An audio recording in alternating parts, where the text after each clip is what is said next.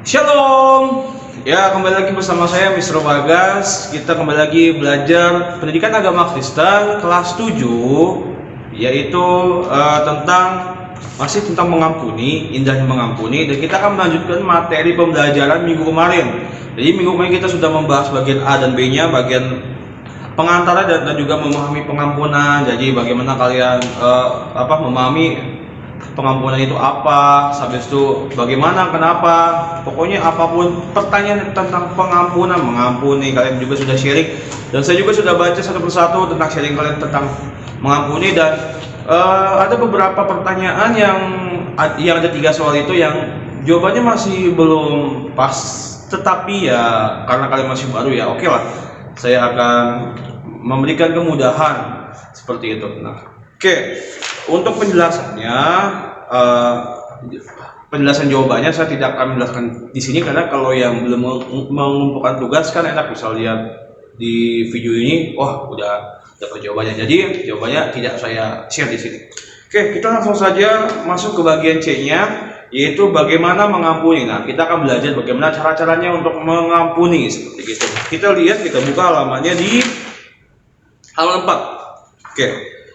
Sebelum kita jauh lebih lanjut lagi, perlu kalian pahami dan perlu kalian persiapkan, yaitu bukunya, pasti bukunya ya, pas 7, alat tulis, lalu kalian sediakan buku tulis seperti itu. Kalau ada yang boleh dicatat-catat, kalau kalian mau garis bawahi yang di buku sini silakan garis bawahi, atau mau di stabilo silakan di stabilo, atau merek diwarnai seperti itu. Oke.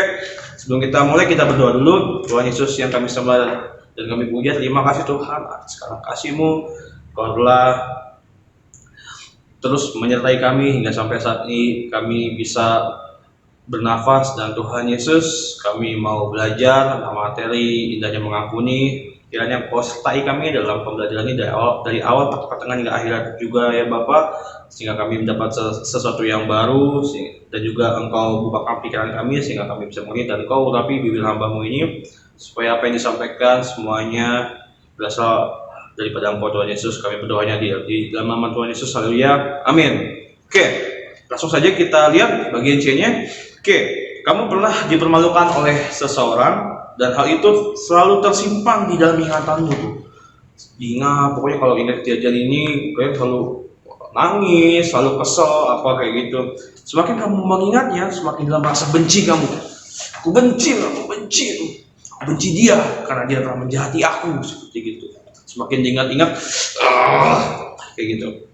Coba kamu berpikir mengapa dia melakukan hal itu kepada kamu, kayak gitu. Kemudian cobalah membuat daftar penyebabnya.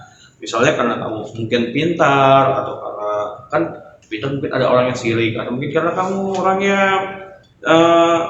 tidak mau bergaul kayak gitu, atau mungkin kamu juga pernah membeberkan rahasianya dia sehingga dianya nggak suka, atau ada misalnya saya pernah tiba-tiba ada orang yang benci saya padahal saya nggak kenal dia siapa, terus saya juga nggak tahu salah saya apa, mungkin aja dia suka sama kamu gitu. Iyalah, canda. Oke, lanjut. Ya, jika dirunut itu jika ditelusuri, semuanya terjadi karena ada faktornya. Jadi ada faktor sebab akibat. Pokoknya kenapa dia bisa seperti itu karena ada akibatnya. Nah, sama seperti kita lihat di paragraf kedua nih, ini ada kisah Yusuf nih. Ini kalau kalian baca, kalau kalian lihat firmannya, ini sangat amat bagus sekali. Jadi pada saat Yusuf dijauhi oleh saudara-saudaranya, ya ini karena kenapa nih? Kenapa saudara-saudaranya begitu membenci Yusuf? Pertama karena Yusuf selalu diistimewakan oleh bapaknya yaitu oleh Yakub. Nah, seperti itu. Nah, kemudian Yusuf ini kan karena selalu diistimewakan hingga ayahnya memberikan jubah istimewa kepada Yusuf. Ini kan semakin dongkol. Abang-abang kita, anak yang sulung kita yang udah berjuang, terus kita yang udah, tapi dia yang diistimewakan. Nah, pasti kan ada sebabnya tuh kenapa orang melakukan kejahatan kepada kamu gitu. Nah, tetapi luar biasanya adalah Yusuf mau mengampuni saudara-saudaranya seperti gitu. Wah, luar biasa, padahal udah Pertama, sudah dibuang ke dalam sumur, gitu. Yang kedua, sudah dijual. Nah, dijual. Nah, setelah dijual, nah, habis itu akhirnya Yusuf di penjara karena difitnah. Nah, habis itu Yusuf dibebaskan karena dia menafsirkan mimpi Firaun.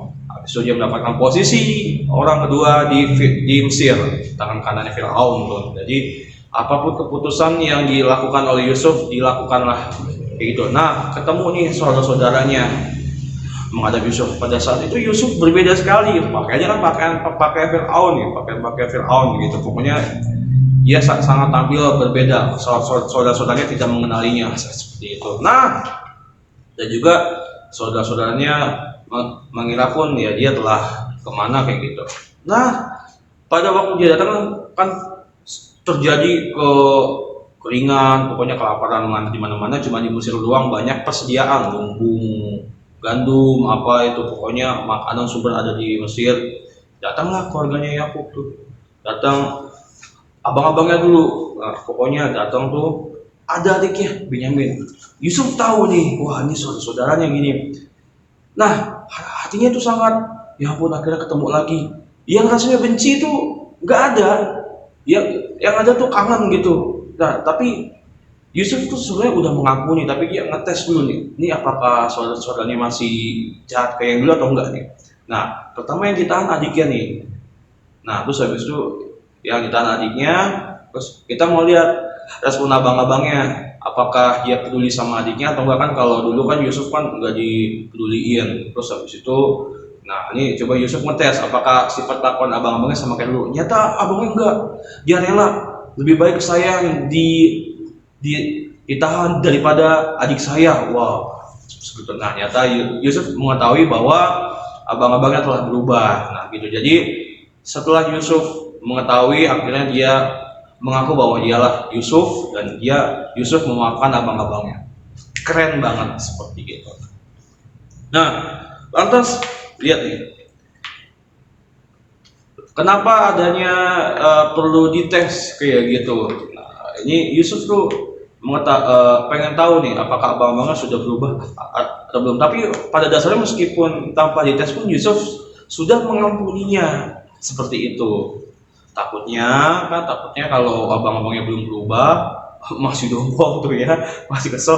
Wah ini Yusuf kurang ajar nih, ternyata dulu masih hidup loh. Kan takutnya kan jadi masih telepon panjang tuh kayak gitu. Wah lu sekarang dapet posisi enak tuh ya, digituin kan sama abang-abangnya kan. Wah nih kita abang lu nih malah berlaku senaknya nanti. Ayo nih karena kita abang lu harus layanin kita gitu. Nah kan bahaya tuh. Tadi Yusuf udah mengampuni, udah welcome, abang-abangnya belum berubah kan kacau. Makanya kan akhirnya kan Yusuf pengen tahu abangnya sudah berubah dulu, abang-abangnya sudah berubah atau belum. Ya dia bisa welcome, bisa menunjukkan siapa dirinya. Akhirnya abang-abangnya pelukan semua, aduh sangat amat harmonis. Aduh saya pun sangat amat tersentuh seperti telenovela ya. Nah lanjut di halaman 5, lihat di bagian atas nih. Jadi pengampunan yang kita berikan pada seseorang hendaknya lahir dari niat baik dan ketulusan hati kita. Jadi emang dasarnya orang yang udah baik ya, baiklah kayak gitu. Dan ketulusan hati. Jadi ya mengasihi orang, mengampuni itu emang udah dasar dari ketulusan hati. Udah emang dia mau bantu, baik banget kayak gitu. Nah, tapi jangan sampai kalian seperti dunia ini. Ada orang jahat lahir dari orang baik yang tersakiti. Aduh jangan dah, itu kata-kata dunia tuh. Kalau orang baik tetap haruslah baik, sampai meskipun dijahatin beberapa kali pun tetap harusnya baik. Nanti kayak ada filmnya Joker, filmnya apa, maaf ya. Terus orang jahat lahir karena orang baik yang disakiti ya tuh. Jangan ya, kalian jangan ikuti apa kata dunia. Oke lanjut. Nah, Yusuf pada dasarnya memiliki hati pemaaf. Sejak ia melihat mereka, dia sudah mulai berupaya menciptakan pemulihan hubungan persaudaraan mereka gitu. Amatlah penting untuk menghubungkan pengampunan atau memaafkan dengan memulihkan hubungan. Mengapa demikian? Ini perlu kalian garis bawah lagi nih. Jika kita mengampuni seorang, upaya kita tidak berhenti hanya pada sekedar mengampuni. Kita juga berupaya memulihkan hubungan kita dengan orang itu. Jadi nggak hanya adalah pokoknya gua mengampuni kamu deh gitu.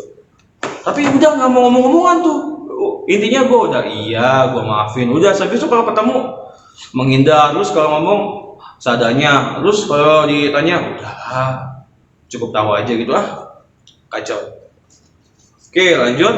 Jika mengandalkan kemampuan diri sendiri, tentu sangat sulit untuk mengampuni sesama. Mintalah pada Tuhan agar dapat membantu kamu, diberikan hikmat supaya dapat mengampuni orang lain, dan juga bersedia memohon maaf pada orang lain atas kesalahanmu. Jadi kita harus memohon maaf kayak gitu, pokoknya maafin aku ya, kayak gitu. Itu harus. Kamu jangan tinggi hati, jangan jual mahal. Oke, lanjut. Di halaman kegiatan 3, tugasnya itu adalah nih tugasnya. Nah, tugasnya adalah membaca firman Tuhan Matius 18 ayat 22 sampai 35. Nah, ini kan saya jelaskan di video aja. Kalau kalian lihat buku agak sulit. Kemudian berikan pendapatmu apa yang kamu ketahui dan kamu pahami. Jadi setelah kamu baca, terus apa yang kamu dapat nih dari kisah firman Tuhan Matius 18 ayat 22 sampai 35 ini. Misalkan yang kamu dapat itu di sini kan tentang kisah orang yang berhutang pada raja. Terus rajanya itu udah mengampuni orang yang berhutang itu si A. Nah, terus contohnya si B datang berhutang si A. Terus si E mukulin si B, bayar lu utang lu. Rajanya kesel tahu, ya orang gua aja udah ngampunin utang lu yang A, kenapa lu malah nagih yang B? Nah, ya udah akhirnya si rajanya manggil yang si A dijebloskan ke penjara, dipukulin. Pokoknya kan baca deh, seru. Apa yang Anda dapat tulis. Lalu kemudian di nomor 2, apa yang dikatakan lagu ini mengenai pengampunan. Ulangi lagu ini dalam hatimu dan coba untuk mengimani pengampunan Allah dalam Yesus Kristus. Tuliskan kesanmu ketika menyanyikan lagu mengampuni. Jadi nomor 4 itu kalian menuliskan menuliskan apa yang dikatakan lagu ini tentang mengampuni. Terus habis itu tuliskan juga kesan kamu tentang lagu ini. Lagunya itu mengampuni, Maria Sandi ya. Jadi jangan lihat yang di buku. Nah, bagi yang belum lihat videonya pasti bakal bingung nih. Jadi lagunya mengampuni, Maria Sandi. Ampuni bila kami tak mampu mengampuni yang bersalah kepada kami, seperti hati Bapa mengampuni, mengasihi, tiada pamrih. Seperti itu. Ada di video pertama, silahkan dilihat atau kalian bisa search di keyword di YouTube, banyak lagunya. Kalau kalian mau yang lebih bagus lagi lagunya dibandingkan suara saya. Oke, lanjut. Yang tugas terakhir adalah ini rangkumannya, saya akan bacakan. Simak baik-baik. Allah telah terlebih dahulu mengampuni kita, Dia mengirimkan Yesus Kristus untuk menyelamatkan kita. Cara kita menjawab pengampunan Tuhan adalah dengan mengampuni orang lain yang bersalah kepada kita, ataupun rela meminta pengampunan pada seseorang yang kita rugikan atau disakiti. Banyak orang masih merasa sulit untuk mengampuni orang lain maupun meminta pengampunan atas kesalahannya karena mereka selalu berpikir kalau dirinya benar. Tuh, egonya hilangin dulu tuh. Memang jika mengandalkan kemampuan diri sendiri, sulit untuk mengandalkan karunia Roh Kudus. Sulit untuk mengampuni orang lain begitu saja, tapi orang beriman dapat mengandalkan karunia Roh Kudus untuk membantu menggerakkan hatinya dalam mengampuni orang lain. Nah, jadi kalau kita mengandalkan diri sendiri ya sulit, tapi kalau kita mengandalkan Roh Kudus maka kita akan dimampukan, seperti itu.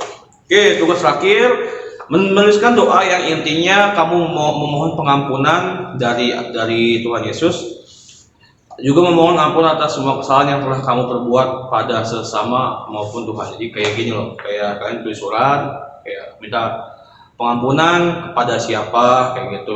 Terus kalian juga meminta ngaku sama Tuhan kalian udah buat salah apa, kayak gitu. Terus kalian mohon mengampuni juga kepada Tuhan, kepada sama, seperti itu. Tulis di kertas, kirim ke saya biar saya tahu, biar saya bantu doa juga.